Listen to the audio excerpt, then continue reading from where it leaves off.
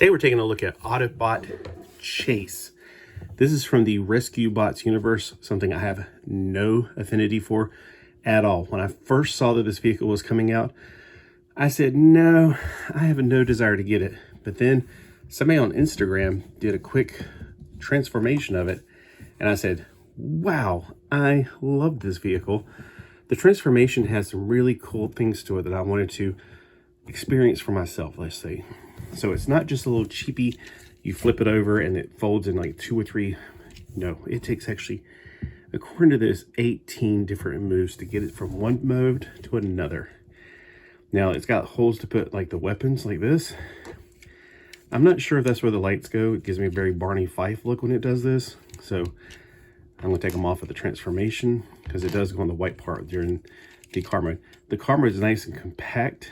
There is some air gaps right here, which makes me wonder if you can put, if you really wanted to, put those in there.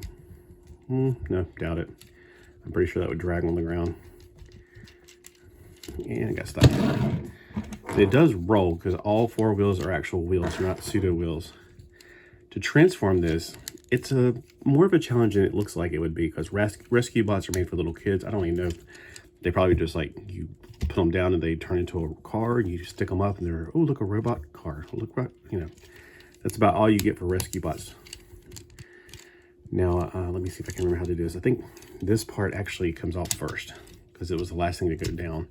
These are the only, basically, your dangling parts off the back of the vehicle. Then you got to pull the arms free. Now, I've only transformed this from robot to vehicle. I have not transformed it back yet. I just didn't want to waste time getting things out of the package. I wanted to go ahead and do it firsthand. I already knew not have to waste everybody's time and energy watching me take something out of the package. All right. This part has this, comes down. Then you can turn the head around. And I think his head's in the right place. Let me double check.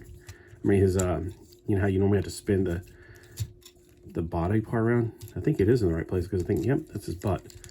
So normally you have to spin the waist around. It does spin, but then that would be the front, and that's not correct. That's the front. Then he snaps into place after you pull the arms up. Like I said, the only back kibble is really that part right there, which is nice. The arms are free floating, which over time makes me wonder if it's going to become a bad issue. The hands are any in the position that they need to be in. Okay, now here's the part that I thought was interesting when you did to the legs. The legs, they have some more complication to them than what you would normally expect them to have.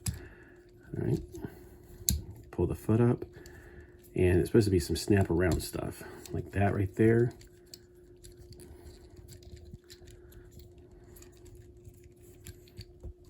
Put this securely in here.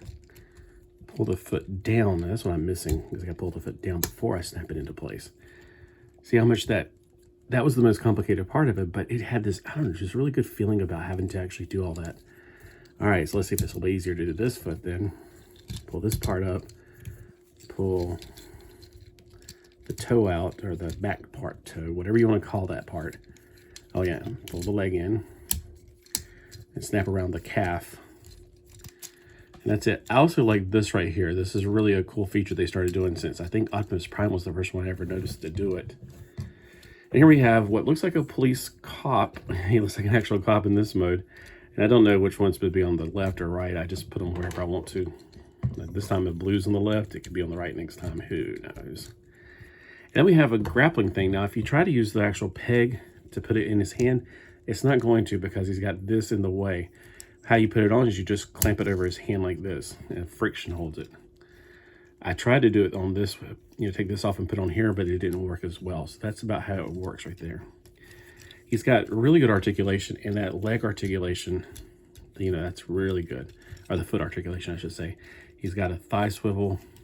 I also like how, again, the first figure I remember seeing this on was a Saint Seiya figure, I think, the one with the cloth, and it had that, it almost hides the joints so well. Okay, let's take a look at that face. It's a very interesting, it reminds me of Mighty Orbots. I mean, that's the thing I actually like about this.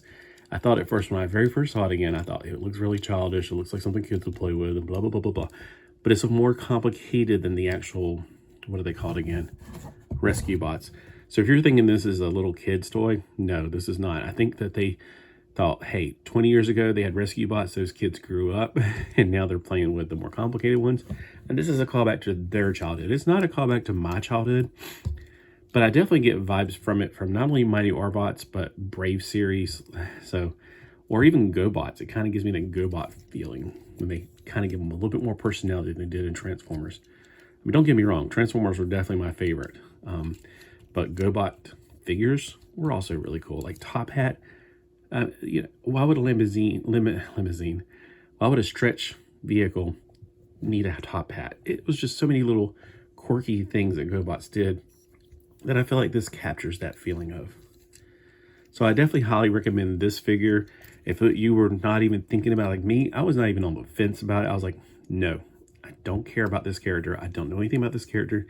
But after seeing somebody transform it on Instagram, I thought, I like this part a lot. It reminds me of, what was it called when they had the more cartoony, I think it was Prime. I don't know. It was, those legs were really cool. On one of the figures where it basically folded around in the entire leg. It was like inside out. So it kind of reminded me of that. It flips around, folds around, and it looks really good. And he's not got a lot of hollowed gaps like a lot of your Transformers do. He does have floating shoulders. There's no locking in. But that doesn't, for now, seem to bother me. I'm sure eventually it'll be like he'll have drooping shoulders. But don't we all have drooping shoulders after being around for a long time? Just saying. We all have a terrific Transformers Tuesday.